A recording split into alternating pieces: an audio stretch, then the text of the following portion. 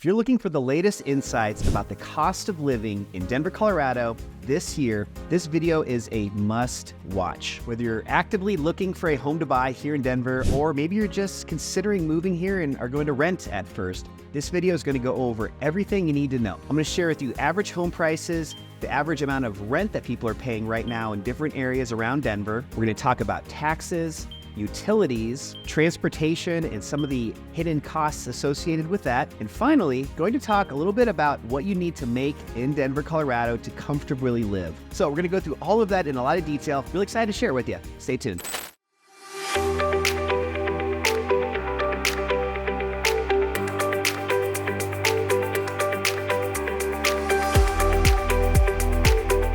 All right, so as I said, today's going to be all about the cost of living in Denver, Colorado. I'm filming this video in August of 2024, so I'm going to share a lot of data with you just from this past month in July, which is the most accurate, up-to-date info that we can currently review all about the cost of living. But before we get started, as always, my name is Adam. I'm a licensed realtor here in Denver, Colorado.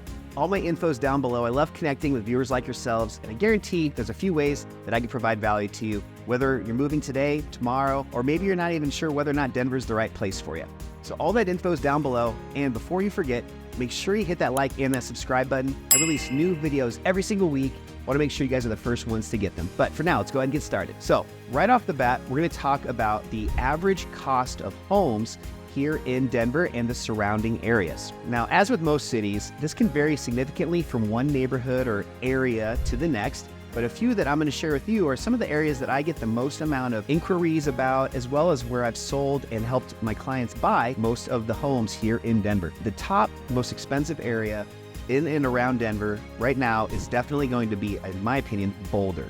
So Boulder is always going to be on the high end, but especially recently, we're just really seeing the average home prices going almost to $1 million. The average is actually $750,000 for the month of July, but that includes both attached and detached. So detached is basically a single family home. Attached is referring to like a condo or an apartment or even a townhome, so that has a shared or an attached wall. So last month in July, it was actually $995,000. So just to give you some perspective on how high demand Boulder is, but also in certain areas how limited inventory exists, and that just pushes that price point even higher because it is surrounded by mountains and there's a limited amount of land to build homes in, specifically in Boulder. Boulder's a beautiful area, got a lot going for it when it comes to jobs and different employment opportunities, as well as the University of Colorado. I'm a former alumni, so I love going up there for games. We got our first game of the season coming up in a couple weeks, but there's just a lot of different dynamics that really make Boulder a very desirable place, and that's why that price point is so high. The average for the actual city of Denver was $571,000 last month. And it's important to remember that's the average, not the median. The median was a little bit higher. It was about $611,000. For some comparison, I also want to share Aurora, which is southeast of the city of Denver. And Aurora typically is on the lower end when it comes to average home prices. And for last month, Aurora was actually at $490,000. And then one last place to share with you, which is a place that I currently live and I have a lot of my business in, is Littleton, which is south and also southwest of Denver. And Littleton is just, always a pretty affluent neighborhood, but I was a little bit surprised to see where it was at for last month. It was at $647,000. One thing just to point out is that definitely this is a very unique year. We've got a lot going on with the upcoming election, as well as just some of this inflation and other things that are really limiting the amount of homes being purchased in this second and third quarter of 2024. So I definitely think that there's a little bit of other factors affecting the home prices and just the cost of living right now. So it's always just good to keep that in mind. But overall, I think that, as you can tell with all four of these places I've shared with you, we're continuing to see these go up and up.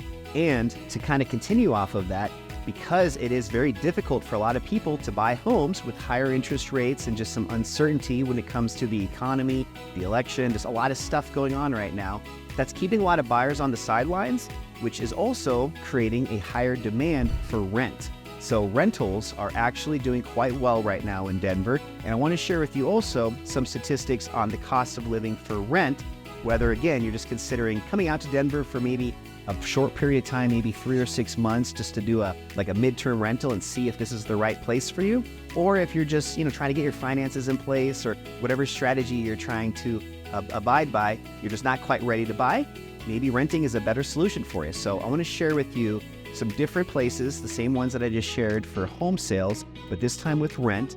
And what we're going to do is use 2-bedroom apartments. So with rentals, there's basically 3 types. You've got single family homes, you've got townhomes, which are usually like 2 homes that are connected with a party wall, one shared wall. And then most commonly in Denver is apartments or condos, but mainly I'm just going to use the word apartments for this video. So I'm using 2-bedroom apartments, and just to share with you some of these average rent prices around Denver for right now, I use this software called Rentometer. And if you guys aren't familiar with Rentometer, this is a great tool to use, especially if you're a real estate investor, or maybe you're somebody that's buying a home with the intention of later on turning it into a rental. Rentometer is really great because it pulls all of this data from different places, and it gives you averages, but also highs and lows, and then the average and also median rental prices for different types of rentals throughout Denver. You can type in even a specific address, and then it'll show within a 1 or a 2-mile radius what those average rent prices are. So really good tool for you guys to check out if that's something that interests you. Otherwise, if you're looking for rentals, there's lots of great resources. And in fact, my prior career to selling and buying real estate was actually in the multifamily space. So multifamily is another word for, apartments and just, rental properties. And actually, I worked with 2 of my mentors who were very successful in buying and adding value to some older type, what we call a Class C apartment community, so 1970s vintage. And we actually would go in and we'd fix them up and add value to the properties through, adding a washer and dryer to each individual unit, and upgraded appliances and granite countertops, stuff like that. So anyways, I had about 4 years of experience doing this, and we helped grow this portfolio of apartments, almost doubled it from about 750 up to just under 1,500 doors or 1,500 units. So I've got a lot of experience when it comes to apartments. So I bring that up just because if you guys are looking for rentals and you're not quite ready to buy, and you're just unsure what you need to do at the moment, again, my phone number, my email, all that info is down below. Would love to have you reach out. I could share some specific tools and resources to really make sure you're identifying the best possibilities if you're not that familiar with the Denver area. So make sure you guys reach out. So going back through these same places, first we'll talk about Boulder. So Boulder's average rental rate for a 2-bedroom apartment was $2,939. This actually surprised me a little bit because it's pretty similar to some of these other prices for the areas like Denver, Littleton, and Aurora. So I was expecting Boulder to be a little bit higher. So I will just make that side note because I do think that if you're looking in Boulder for rent, you are going to be really faced with some challenges as far as if you're not a college student, there's limited, options. And those I think are going to be at a higher price point. So I think this price in Boulder is a little bit lower because some of these might be a little bit more, run down, or at least a little bit more entry-level type rentals that are really just good for college students that are probably not treating the apartment the best and having a lot of parties and, that kind of stuff. So just wanted to make that side note. So Denver is actually $2,929, so only a $10 difference from Denver and Boulder. As I said, Aurora tends to be a little bit on the lower price point, so it was a few $100s less per month. It came in at $2,420 a month for a 2-bedroom apartment. And then last but not least, this is actually the one that surprised me the most, was Littleton. I was expecting Littleton to at least be somewhere in between Aurora and Denver, so maybe around that $2,400 to $2,500 a month range. It actually came out as the lowest of all 4 of these. It was $2,010, so almost $400 a month cheaper than even Aurora. I'm not sure why that is, and I honestly don't want to assume what that maybe was the reasoning behind that, so I don't want to say something incorrect there, but I do want to say that if that's the case, definitely check out Littleton because I live here for a reason. I love this part of town. It's got a really nice, convenient, easy access to downtown Denver, as well as the Denver Tech Center if you're working on that side of town, and even just to go further down south. It's just a great place to check out. So if you're looking for rentals, that's just another place to consider. All right, so we've talked about average home prices to buy. We've talked about rental rates. Now I want to talk about taxes. So taxes are one of these topics that might be a little bit boring, but I promise, don't fast forward forward. It's only gonna take a couple minutes. Make sure you guys listen to this. So in Denver, Denver is an area, and I'm talking about the city of Denver, the county of Denver. Denver is an area that is pretty established. There's not a ton of new construction. There's not a lot of new roads or bridges or just improvements being made in the actual, city of Denver. So because of that, one thing that's nice is with less improvements needing to be made, the tax amount tends to be a little bit on the lower side. So I always recommend for people that are looking in Denver to do either a 0.5% or maybe 0.6. So instead of a full 1%, for example, 0.5 or 0.6 of 1%. So 0.5% is a good rule of thumb. So if you're buying a $500,000 house and you're in Denver and it's got a 0.5 tax rate, basically that's saying that that's going to be a $2,500 a year amount that you need to make sure you're budgeting for as part of your cost of living. Now, let's also talk though about areas that are less developed and they're more on the earlier stages. So one example of this would be in Littleton. Down in the southwestern corner, there's an area called Sterling Ranch. It's a beautiful area. Lots of new construction homes, and they're really just kind of breaking ground. They've been building homes out there for a couple years, but they got a long way to go. A lot of undeveloped land all around, a lot of roads still being built, and just infrastructure for that part of Littleton. That would be an area where I would assume it might be a little bit higher of a tax rate, and it could be as much as even 1%. And that's also common in a lot of other states, is finding a tax rate more closer to that 1%. So I think what's nice is that in Denver is there are some areas that are a little bit lower than what you might find in other states. But I just wanted to bring that up, that there are areas, especially in new construction communities or places that are just getting more earlier stage of being developed,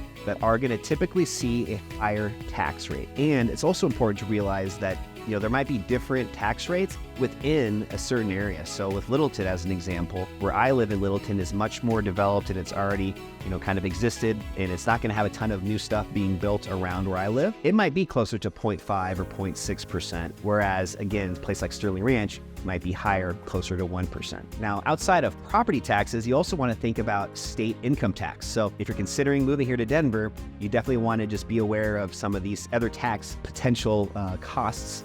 And when it comes to the state income tax, this is something that varies state to state. There's states like Texas and Florida that don't even have a state income tax. So for those types of places, you really are going to probably need to be accounting for that, because you're going to have something that didn't exist before. There's other states, for example, California, where this is an even higher rate than it is in Colorado and in Denver. In Colorado right now, it's about 4.4% is the state income tax. In a place like California, I've heard it can be as high as 13%. So just a huge difference there. So if you're coming from California to Colorado, that's one area you're definitely going to be able to save some money and budget that additional dollars that you're saving from the state income tax, and maybe apply that towards other costs that are still going to exist here in Colorado. It's also important to realize that in Colorado, it's what's called a flat income tax. And what that means is it doesn't get adjusted based on your income level or your bracket of how much you're earning. So that's just another side note to keep in mind if you are trying to understand how state income tax works. There's also a sales tax that is applied no matter where you live. And one thing that's interesting is in Denver, it's typically around 8%. However, there's also areas that are what's called unincorporated. So I did a video recently on unincorporated Jefferson County. If you live in unincorporated Jefferson County, one great thing about this is you're gonna have lower tax rates on certain things, like things that you buy. If you're buying a vehicle, the registration is going to be lower. If you're buying even like a bunch of furniture for your house and your address is in an unincorporated Jefferson County address, you're going to have very little, if in some cases zero, tax you have to pay on that. So just keep that in mind too, that while this is fairly standard across most places, if you do identify places like unincorporated areas, parts of Denver, that could be another way to save some money. So next, let's talk about income. So income's obviously a very big topic right now, especially with inflation and just the cost of living everywhere in the country. Everybody feels like, it costs so much more to just survive right now.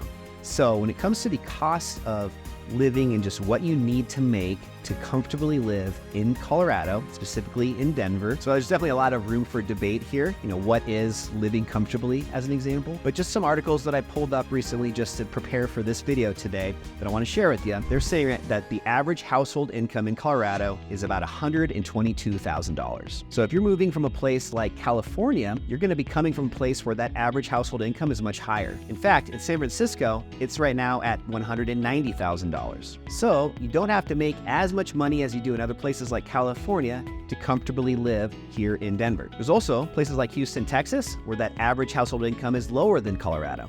In Houston, it's about $97,500. So if you're coming from a place like Texas, you're gonna have to also account for that. Some recent data that I pulled also suggested that if you're a single individual, so you're just a one-person household, that they're recommending that to live comfortably, you need to make somewhere between $80,000 and $85,000 a year. If you're a family of 4 or more, that's bumping up to about $150,000 to, again, live comfortably. Another cost of living that's obviously a very big one, especially if you're buying or renting, is utilities. So with utilities in Colorado, there's 3 main ones: electricity, gas, and water, and these can vary significantly on the season. So that's the first thing I want to talk about when it comes to utilities, is just understanding when you start budgeting that there's going to be some significant differences with your gas and electricity and water depending on what season you're in. So we'll go through all 3 of those really quickly. With water, Denver is becoming hotter and hotter each year, and as I can speak firsthand about, my grass and my lawn at my house has really took a beating this year with these 95+ degree days,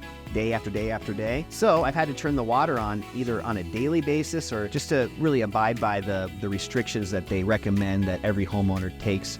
Is I try and do it every other day, or try and do 3 to 4 days a week of watering.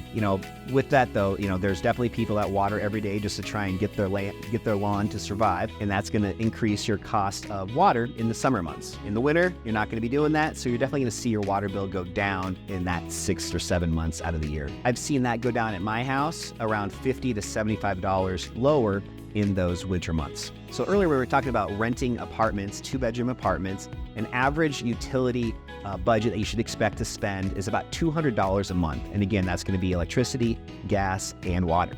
For a larger single-family home, if you're buying a home that's going to have 3 or 4 bedrooms and a larger square footage, significantly higher than that. My house right now, I saw my bills go quite dramatically over the last few months because of my air conditioning running a lot more often than it normally does in the spring and the fall. So I had seen, a couple months where I was up to almost $500 a month just in my utility bill, just for my electricity and gas. Water for doing my lawn was about $100, $80 to $100. So with all that said and done, that's about $600 a month just in utilities to expect to pay if you are in a larger single family home. A few tips to try and minimize that, which is really, really good to do, is things like, putting the window shades down as much as you can. So if you're leaving for the day, trying to have all your windows closed, just trying to keep as much exterior sunlight beating into your house and warming it up, as well as, getting a smart thermostat so it can maybe even adjust some of the temperatures to account for when you're going to be coming and going out of your home. And then also really understanding that there's important things to do when it comes to replacing your air filters every 1 to 3 months, depending on what kind you have, and just being very smart about your preventative maintenance with your mechanical systems, with your air conditioning especially. So in the summertime, with the air conditioning, that's typically an electricity bill in the summer months. In the winter months, when you're actually heating your home, typically that's ran through your gas. So in the wintertime, you're going to expect higher gas. In the summer, probably expect higher electricity when it comes to those two and the utility bills. And then last but not least, I want to talk about transportation. So, transportation is one of these costs that you definitely need to account for. And I want to bring this up because if you're potentially coming here and you live right now in a city that has a great public transportation system, you've got really good light rail and different options available to you where you can potentially exist without a vehicle. In Colorado and in Denver, it is still a possibility, but I really think that most people do need a car. And, if you are moving to Colorado, mostly, people are moving here because they want to enjoy great things that we have available out our back door, especially the mountains.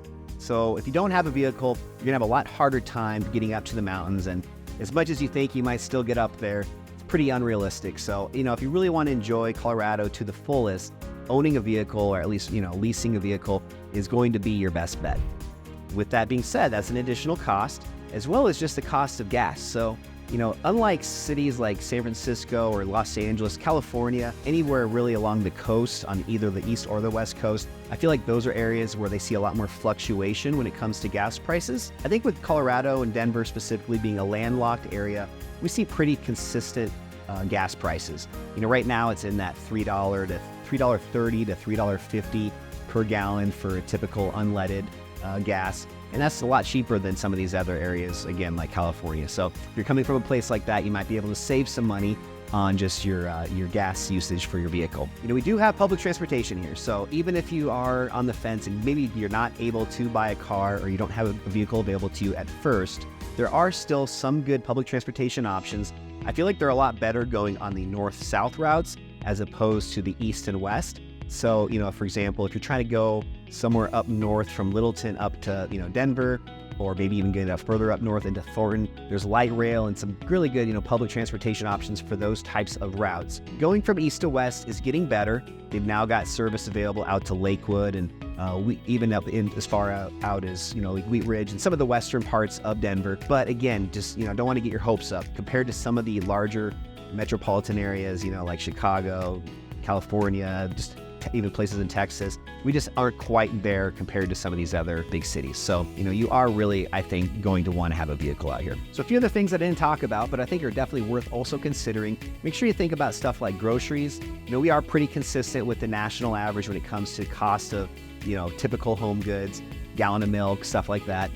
So we're pretty consistent there, so I wouldn't want to steer you or make you concerned about it being much higher here than other places. You also want to think about daycare if you are a family or you have some kiddos that are going to need daycare. This is something that I just am always so amazed at how expensive this is. Recently I saw a statistic that for one child, you have to expect somewhere between $1,000 to $1,500 a month in expenses for that daycare. So if you have a couple kids, that could be as much as your rent for your apartment. So crazy how much of an expense that is for families. So just definitely keep that in mind. And then last but not least, something that a lot of people don't really talk about, you might not have heard on other videos on YouTube if you've watched other cost of living videos, is going to be hobbies, or just what are you going to be doing for fun. So, if you're somebody that's moving out to Colorado, I guarantee you want to enjoy, just like I said with the vehicle, you want to be able to get up to the mountains and just enjoy what makes Colorado so amazing. So we'll use skiing for an example. Skiing is not a cheap hobby. Between the equipment, even if you're just renting equipment, the clothes, the ski pass, and just the cost of gas and wear and tear on your vehicle to get to and from the ski areas, that all can add up significantly. I lived up in Aspen for a long time, and our season pass, where you could go, whatever you wanted to for skiing for a season, it was pushing $2,000. So if you have a family of 4, just ski passes could be, $5,000 to $8,000, which is just crazy. I remember back in the day when you could buy a season pass for like $150. Might be dating myself a little bit there, but just, you definitely have to think through what are really the hobbies that you're interested in doing out here in Colorado, and just be aware that that also is going to be an expense towards your cost of living. You definitely want to have enough in your budget to afford some type of hobby so you can really enjoy the reason why you came out here. So just keep that in mind, and that's something that, if you have more specific questions about, maybe you're trying to come out to Denver right about now, and again, this is being filmed in August. Within about 2 weeks, about September 1st, that's actually when the season passes have their first price increase. So the early bird special on season passes is already approaching within just a couple weeks. And then the price is going to go up, and then they do that again 2 or 3 more times until you get to the start of the ski season. Keystone, one of the really good ski areas here in Colorado, it's only about an hour and 15-minute drive from Denver, actually announced this past week that they're going to be opening in the middle of October. So we're only about 2 months away from ski season, which is crazy to think about, especially after it's 90+ degrees out again today. But I'm excited. Skiing is such a great thing to do out here in Colorado, regardless if you're a beginner or an expert. There's great options for anybody that wants to get into that. So definitely recommend that you put that on your list, and don't let the cost of skiing prevent you from even trying it. There's still some different ways that you can do it much more affordably. And again, I'll put my phone number, my email. If you want specific tips on that, I would love to share them with you. I have a few ski areas that I know of that have much cheaper day passes, and definitely some strategies you can take to get a much more affordable day on the ski slopes. But with that, I hope you guys enjoyed this video today. I know we went through a lot. Cost of living is something that I could do 2 or 3 episodes on, but I wanted to at least hit some of these main points that I think are the largest expenses and just the biggest things you need to keep in mind if you are considering moving here to the Mile High City, Denver, Colorado.